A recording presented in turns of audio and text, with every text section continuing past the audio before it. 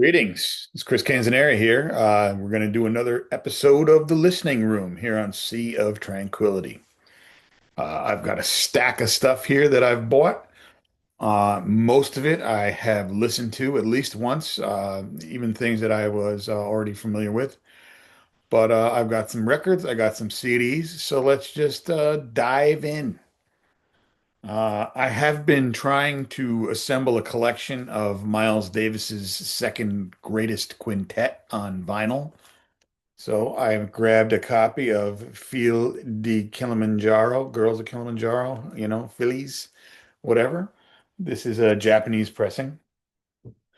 I've got a hold of an OG copy of Miles Smiles, fantastic, and an OG copy of Saucer. A little glare there. All three of these are excellent. I got a few more to go. Everybody knows about these, I would assume, but if you don't, this was Miles Davis's second great quintet featuring him, Herbie Hancock, Wayne Shorter, Ron Carter, and Tony Williams.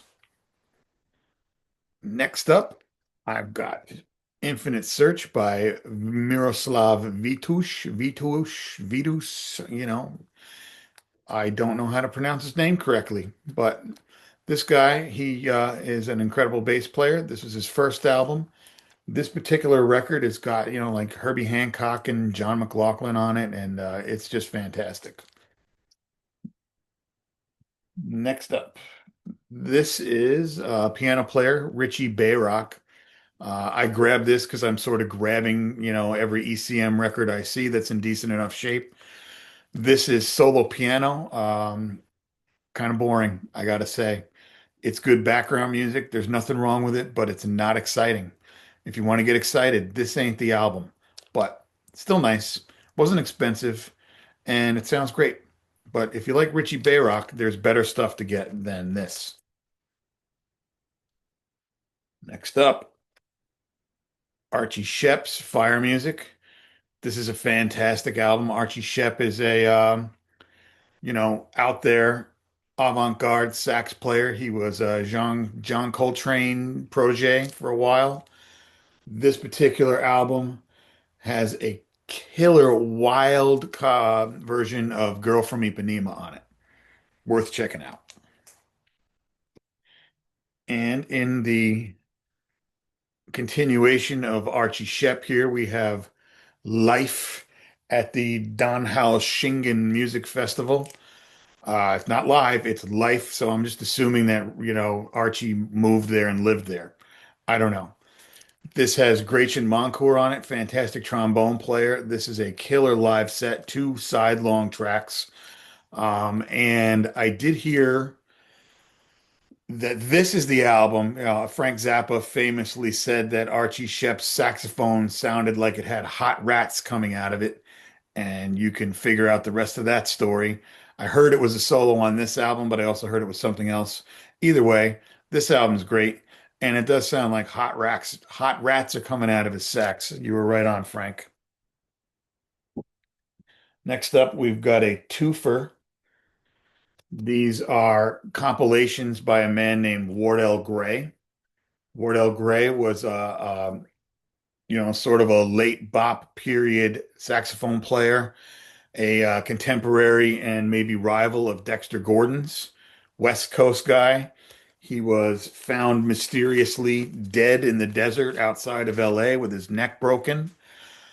I believe that mystery has been solved. I guess his friends found him dead and they dumped him out in the city or outside the city because they didn't want to deal with it, real cool. And he broke his neck when they dumped him out of the car. That's the story. Tragic, but Wardell Gray was great if you want to check him out. Next up, Randy Weston's Blue Moses. Randy Weston, killer piano player. This album has Grover Washington Jr. on it, just the two of us, whatever. Grover is great on here. A lot of these guys, like, who had later hits and whatever, even like George Benson and people like that who, sort of got soft and smooth later had, days where they ripped it up. And Grover kills on this one. Next up, Elvin Jones, Richard Davis, Heavy Sounds. Fantastic set here. Both these guys go nuts on this album. Definitely worth checking out. And sticking with Elvin Jones, this is his Live at the Lighthouse. This record features two saxophone players, Steve Grossman and David Liebman. You probably heard of Grossman before since he started out with Miles Davis as like an 18 or 19-year-old.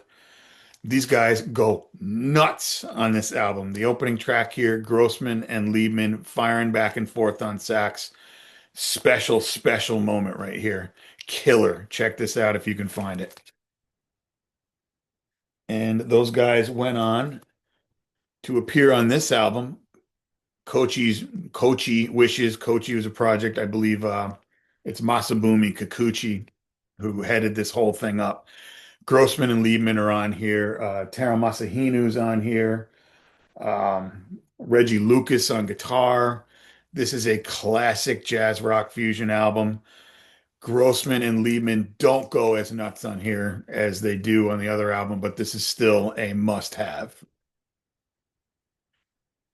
And continuing along with Taro Masahino, Maydance. This is him along with Ron Carter, Tony Williams, and a young, hungry John Scofield. Fantastic album. Another one. If you see it, buy it. If you're into this kind of music, of course. And we've got Steve Tibbetts. This guy's wild, wild stuff. It's not really jazz. It is jazz. I don't know. It's hard to describe this music. It's out there. It's fantastic. Enjoy this with some herbal enhancement. And speaking of Tara Masahino and Tony Williams, they are on this Hal Galper album along with Cecil McBee. This is another great one. Super fun. I love Hal Galper. You should too. Check this one out. Of course, the presence of Tony Williams makes everything better. Next up, we've got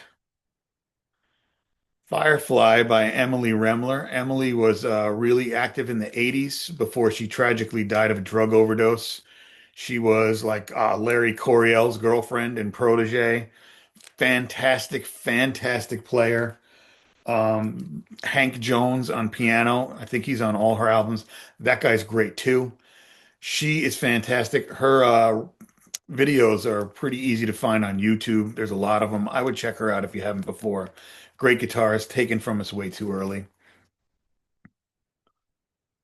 We've got Volker Kriegel, everybody's favorite crazy ass German guitar player. Spectrum, fantastic album. I love Volker. I love this album. I just assume that everybody else does too.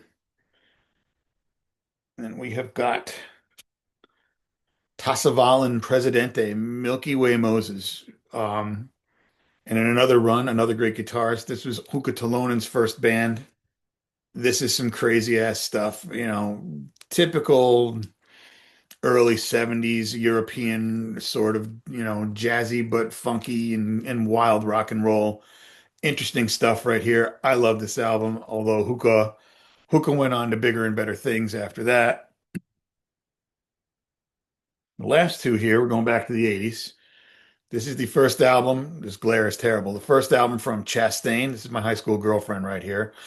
David T. Chastain is sort of a B-list guitar hero.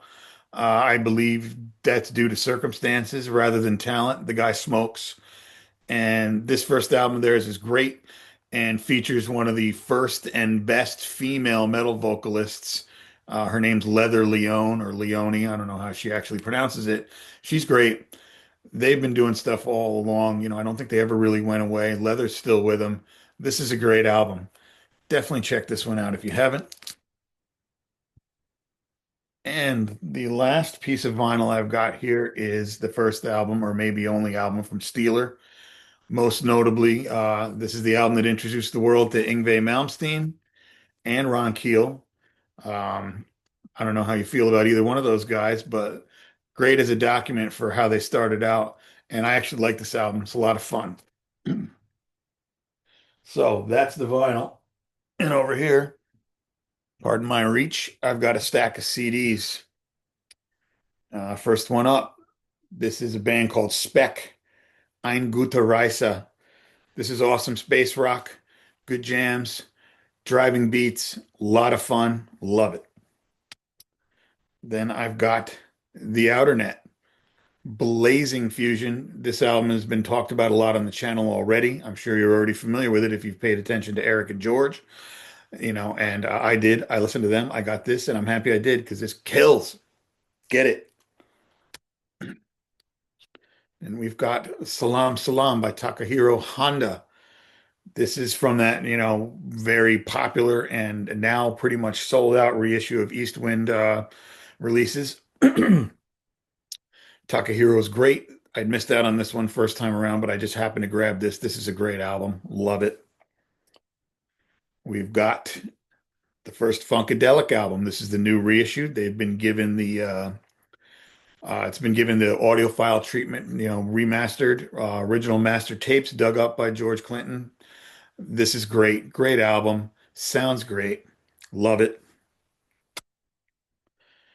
Next up, this is Anomaly by McLuhan. This was a Chicago band, prog rock band, kind of sort of underground, unknown. This was dug up, and this is darn good. Kind of spooky horror theme going on. Definitely a good album. And I'm pretty sure most of what I've got left, these are CDs that came from Long Hair Records. I guess they closed out all their stock and it went to our good friend Ken Golden. And I grabbed a few of these.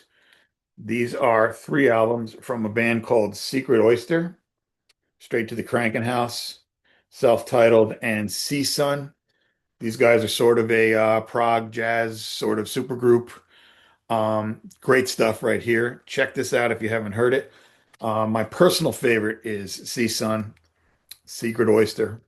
Good stuff. This one is Trauma by Gomorrah. These guys are sort of a psychedelic holdover from the late 60s. German, I believe. I'm pretty sure they are. There's a whole bunch of German words on the back of this. This is a great album if you like that sort of, psych slash spooky kind of thing, like The Crazy World of Arthur Brown. I think that's the guy's name.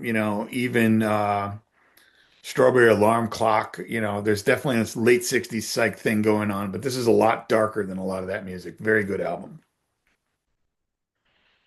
And we've got Nature Boy from Joe Beck. Joe Beck, blazing jazz guitarist. Before he went into jazz, he made this record. This is sort of a psych rock thing. A lot of singing on it, a lot of vocals. I haven't had a chance to really dig into this one. Looking forward to that.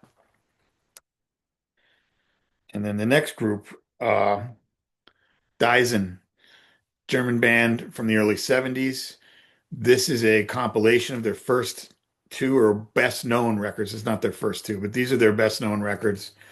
Wild out there stuff. Uh, Lots of, stand-up bass. Guitar playing is weird. These two are out there, but awesome. This is their most famous stuff. You probably, if you've heard of them, you've probably heard these. And then from the Long Hair collection, this is their first record. A little bit different from the other two, lot more vocals. Um, Ken Golden, when he did his write-up on lasercd.com, mentioned that he sort of thought of Chicago, like Chicago Transit Authority. When he heard this, I'm feeling sort of almost the first Soft Machine album too, despite the presence of a lot of guitar playing on here. But this is a little bit different from the other two. Very good. A little bit more straightforward. And this is Mandala from the same band, Dyson. This, I believe, was a radio session recorded live. This absolutely smokes. The guitar player on here is fantastic. Of course, I'm forgetting his name now that I'm on the air here. Gosh, Google it. He blazes on here. This album is great. Very driving beats, sort of a space rock feel on a couple of tunes. This has vocals too. They're good. This is a fantastic album. If you had to have one Dyson album, I think you'd grab this one. I think you should grab it. And last, but certainly not least, I've got these two Happy the Man releases. I prefer Crafty Hands to the first one. These are both excellent. These aren't the 2025 remasters. These are the earlier remasters. Still great. Love them. Grab them if you don't have them. And that's a little short but sweet trip through what's going across my turntable and through my CD player. Hope you, maybe found out about some stuff that you haven't seen before or might be interested in. I've got a lot more shit to go through. I'll probably do another one of these. But in the meantime, you can check out Sea of Tranquility on Facebook, on Instagram, on YouTube all the damn time. And until the next one, this is Chris Canzoneri. Take care of yourselves.